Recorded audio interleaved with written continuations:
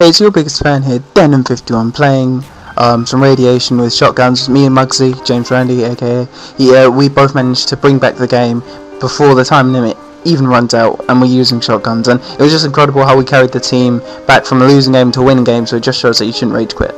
Anyway, back to my main topic. What I wanted to say is, as you can probably know by the title, I'm going to say why I'm watching Fringe, basically. And the reason I'm watching Fringe now is because when I was younger, a lot younger, I used to think that science could do so much for the world. Like, they can make people invisible, or they could, I don't know, give people like metamorphic powers, or even genetics, like sort of things. Like, I would say that science can make you invisible or something like that, just something out of the ordinary. And I thought that it wasn't actually possible for this to happen until I watched Fringe, and they gave like a sort of a scientific background to it, and to the sort of stuff that they do. And I found that really intriguing, and especially with all the animation and props that they use and drama just to add on to that. I find that really good because one, I really wanted to listen to that. I really wanted not to listen to. I really wanted to see that happen, because after realizing that science can't do as much as I thought,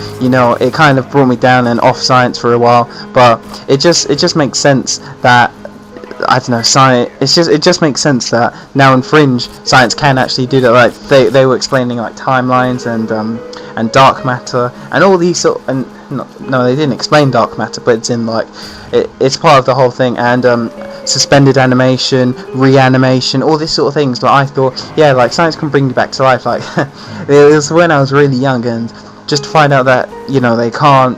It's a bit of a heartbreaker, but otherwise it's all still very, very interesting. So that's one of the reasons I watch Fringe, because of the science behind it. That's what I love about Fringe. It's just they got so much science, and it's so interesting to talk about to other people. Oh yeah, and some of their theories on how to do something like invisibility or electromagnetic. I'm saying it wrong. EMP, yeah. Some of that stuff is really, really interesting to learn, and it's just surprising how people can't get into science just because of that fact. Because that's the reason I really like science, just because they got me interested into the whole you can do this with science, you can do that science. It was like there was no limit almost. And I feel like maybe when I don't know, in a couple of years, no, maybe not a couple of years, maybe in a few, I don't know, decades.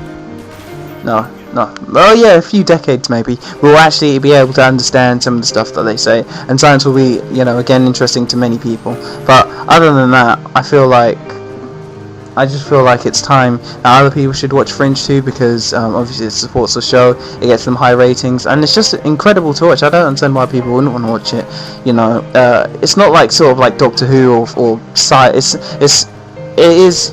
Some people would class it as a sci-fi, but on the other hand, it is very much realistic, because it uses realistic terms. They're not set into the future or anything.